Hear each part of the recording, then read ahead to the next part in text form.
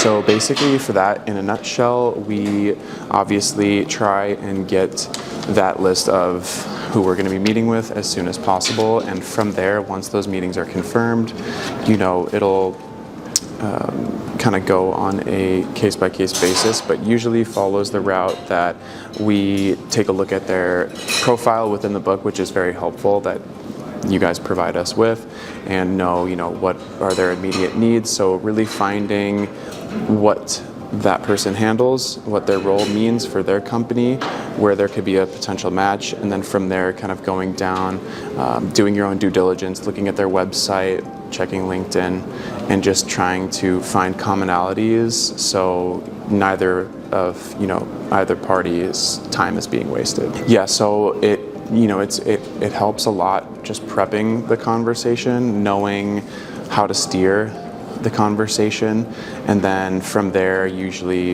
you want to, if you do that properly, then you can find those next steps even during the meeting. So it's not necessarily we'll touch base in a couple of weeks, because everybody's so busy nowadays and everybody's flooded with emails, and most likely a follow-up email later down the road is just going to fall through the cracks. That's with anybody, anywhere. So being able to have that connection in a timely manner and really not waste any time and get those next steps solidified on site is definitely the best way to go about it. Yeah, usually just typical icebreaker, get their name, where they're from, how they're feeling, how they're doing, just, connect on that level.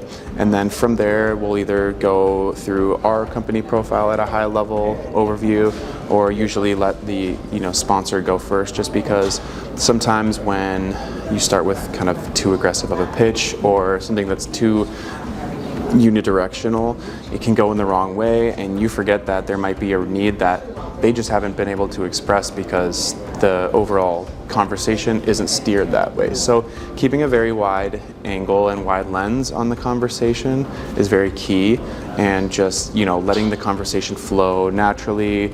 Don't make it just some aggressive elevator pitch. We have 30 minutes. That's the nice thing about these meetings.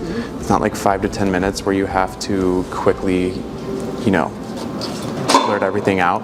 So I think that's really what helps. Yeah, so I think, we personally pride ourselves on being kind of the best kept secret of the industry. We have a lot of industry leaders that use our products, but it's not necessarily obvious.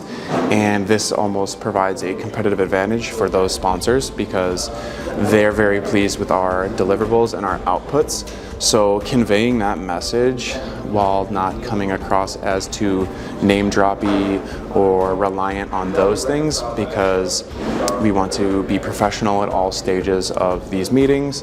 But yeah, that's probably the short answer. Yeah, the key thing in that is immediately just listening.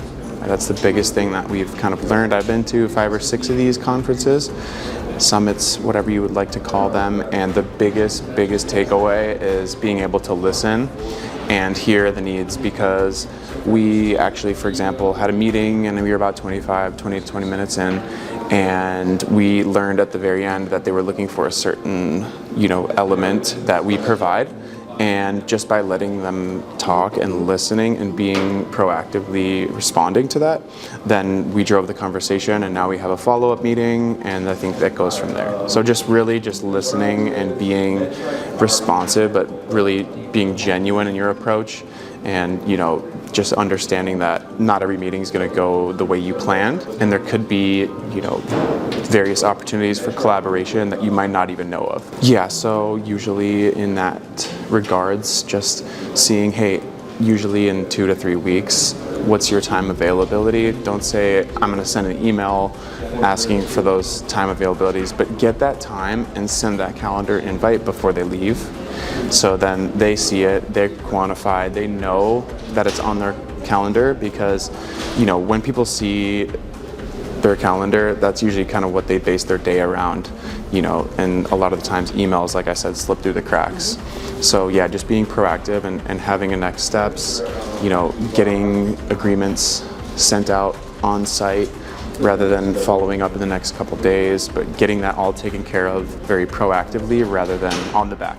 Yeah, so that's a very delicate balance, because there's the scope of the conversations are not necessarily as business heavy, and you don't want to necessarily pry that out of somebody, but you definitely do want to steer the conversation in a way that is, business oriented, and kind of see, oh, what do you do, and see if there's those commonalities, but being a little bit less obvious about the approach and just being a little bit more natural.